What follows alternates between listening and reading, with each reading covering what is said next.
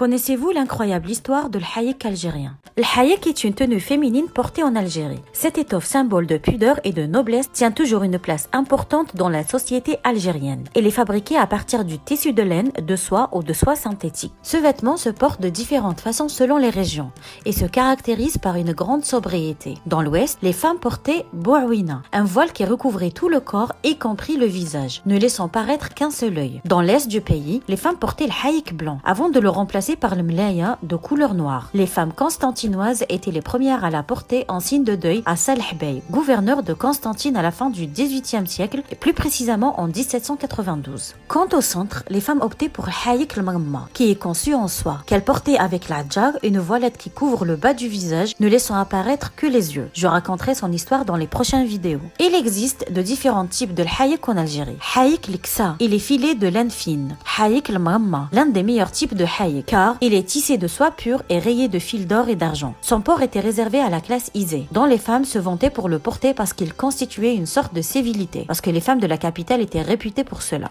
Haïk al-Ash'ashi, qui se distingue de Haïk al-Mamma par le fait que le premier est d'un blanc pur, tandis que le second est teinté de broderie jaune. Le haïk a été porté beaucoup plus pour son côté religieux qu'esthétique. Il a également symbolisé la résistance de la société algérienne au pouvoir colonial, pour qui l'émancipation des femmes passait notamment par leur dévoilement. Il faut savoir qu'au Maroc, le haïk était porté par les hommes de l'époque et qui n'a aucune ressemblance du haïk féminin algérien.